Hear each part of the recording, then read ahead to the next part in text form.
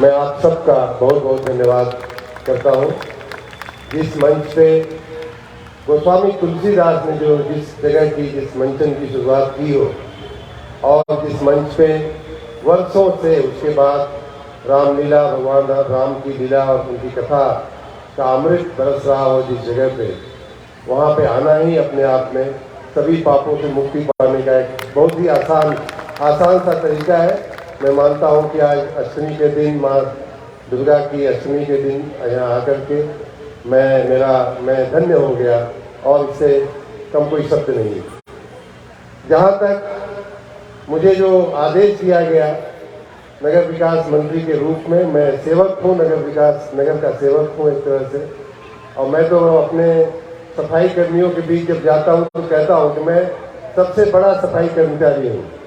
तो उस दृष्टि से आप लोगों का जो भी आदेश होगा वो शिरोधार्य है, लेकिन करने वाले तो राम है। हम हमारा आपका भ्रम है कि हम आप करते हैं, हम दाता है।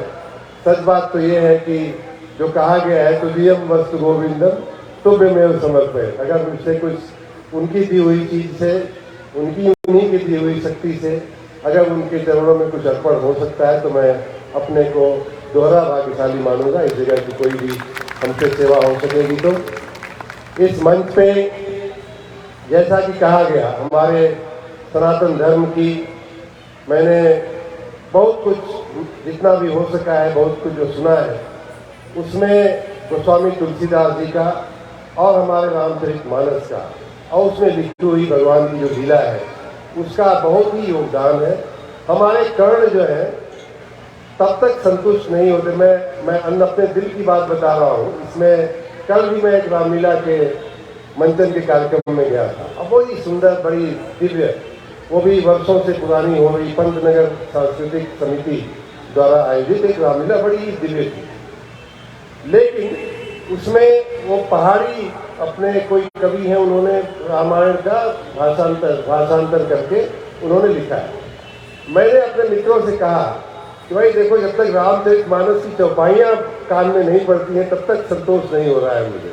तो इसलिए हमें कल एक जगह और चलना है और आप लोग तब तक आपसे संपर्क हुआ और हम लोगों ने निश्चय किया कि जरूर वो तो एक विधा थी ही, लेकिन अपनी ये विधा जिसको सुनते हुए हम लोग बड़े हुए हैं, स्वांत सुखाए तुलसी रघुनाथ गाथा, जो सुनते हुए हम लोग जो बड़े हुए हैं, हम सब जो हमारे अवध क्षेत्र के, भोजपुर क्षेत्र के हम लोग जो पढ़े लिखे बड़े हुए हैं, तो जब तक कानों में वो रामलीला का वो शब्द या वो चौपाइयाँ नहीं जाती हैं तब तक मन नहीं भरता है। मैं अपनी तृप्ति के लिए, जैसे भगवान तुलसीदास ने जैसे स्वांत सुखाए अपनी तृप्ति के लिए रामचरितमानस लिख डाली, वैसे ही मैं आप सबका दर्शन करने के लिए आया हूँ। बहुत ही मैं भाग्यशाली मानता हूँ अपने आप को इस कार्यक्रम में पहुँच करके। अब रामलीला का शायद समय भी हो रहा है, मंचन का समय हो रहा है। मैं आपके और भगवान की कथा के बीच में अपने को रखना नहीं चाहता। मैं इतना जरूर कहूँगा कि यहाँ जो युवा वर्ग के लोग बैठे हैं, मैंने मित्रों बहुत सारे विद्यार्थी भी यंग दिखाई दे रहे हैं, उनके लिए मैं जरूर कहना चाहूँगा कि इतना जो सनातन धर्म है, अपनी जो सनातन संस्कृति है, उसमें आपको आगे ले जाने की जो सूझबूझ मिलती है, आपको जीवन में सफल होने की जो सूझबूझ मिलती है मित्रों, वो और कहीं नहीं मिलती है। रामचरितमानस का पाठ आपको जब समय मिले, जितना समय मिले, नियमित मिले तो और अच्छी बात है करते रहने का। इतना दिव्य ग्रंथ है। आज के इस तारीख में मैं 2 ही 3 प्रसंग कर करके शायद युवा पीढ़ी के लोगों को आपसे क्षमा मांगते, थोड़ा 2 मिनट और ले करके आप मैंने इसलिए मैं ये बात कह रहा हूँ कि मैं ईश्वर की कृपा से आपके यूपी की मैं संतान हूँ। पूरी दुनिया के 40 देशों में मैंने भ्रमण किया है, बहुत सारी संस्कृतियों को मैंने देखा है, बहुत सारे धर्म ग्रंथों के और उनके अनुयायियों से मेरी बात हुई है।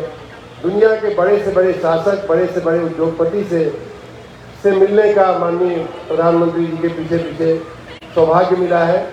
सब देखने के बाद मैं कह रहा हूँ कि अपने सनातन में, अपनी रामचरितमानस में, अपने भगवद गीता में जो ज्ञान का भंडार है वो और कहीं किसी दुनिया के किसी ग्रंथ में नहीं है। और ये सीख जो है वो आपको हमेशा आपको सबल रखती है, हमेशा आपको आगे रखती है, हमेशा आपको सफलता के मार्ग पे ले जाती है। क्यों?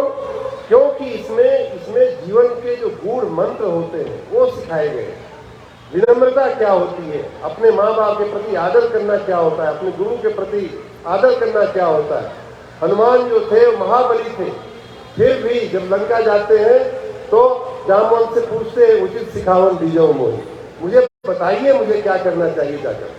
ऐसा नहीं कि हाँ, पहले तो उन्होंने कहा भाई मैं कहूँ तो थोड़ा लंका त्रिकूट के साथ उठा के ले आता हूँ, लेकिन निकलने के पहले उन्होंने पूछा है जामवंत को कि आप बताइए भगवान, बताइए गुरुदेव, हमें क्या करना चाहिए। जब सुरसा उनको खाने के लिए लालायित रहती है, तब ये मैं आप सबको, अपने छोटे भाइयों को बता रहा हूँ, सुरसा जब खाने के लिए उनको लालायित होती है तो कंपटीशन होता है। कंपटीशन का ये युग है, इसलिए मैं बात कह रहा हूँ कि कंपटीशन होता है। कभी वो 16 योजन बढ़ती थी तो ये 32 योजन बढ़ते थे। जस जस सुरसा बदन बढ़ावा, तास दून कप रूप दिखावा। तो इतना उनके अंदर शक्ति थी। फिर भी बुद्धिमानी क्या होती है, वो ये कि भाई ये लक्ष्य जो है हमारा सुरसा नहीं है, हमारा लक्ष्य है माँ सीता की खोज करना। हमारा लक्ष्य है कि सुरसा से ऊपर नीचे करने में 16, 32, 64 करने में हम अपना समय क्यों जाया करें। हमें अपना लक्ष्य देना है। हमें हमारा लक्ष्य क्या है, हमें हमारा लक्ष्य अच्छी पढ़ाई, हमें हमारा लक्ष्य है अच्छी से इंजीनियरिंग करना, अच्छे से मेडिकल करना, अच्छा अधिकारी बनना, अच्छा एक सफल नागरिक बनना, अच्छा राजनेता बनना। बीच की जो सुरसाएं होती हैं उनमें आप न भटकिए। ये इस प्रसंग का एक बहुत बड़ा, बहुत सारे वैसे ही कालवे नहीं आते हैं उनके, हनुमान जी जैसे विद्वान व्यक्ति के सामने।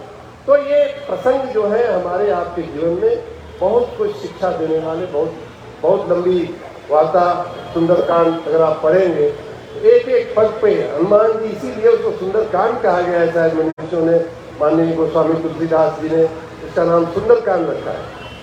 बाकी सभी कांड जो है वो टाइम और स्पेस से बंधे हुए हैं। कोई किष्किंधा है तो कोई लंका है, कोई स्पेस है, कोई युद्ध हो रहा है तो उसका एक वर्णन है। लेकिन सुंदरकांड इसलिए सुंदर कहा गया है कि उसमें जीवन की सुंदरता, जीवन की जो हनुमान जी को, एक और कह के मैं बात अपनी पूरी करूंगा। हनुमान जी को माँ सीता जब आशीर्वाद देती है तो शुरुआत कैसे होती है, आपको अगर याद हो, आप सबके कई लोगों को याद होगा कि आशीष दीन राम प्रिय जाना, हो तात बल शील निधाना। ये तो भाई मुझे इतनी प्रिय थी मैं जब पढ़ता था तब से, कि बल के साथ आदमी के पास शील होना चाहिए।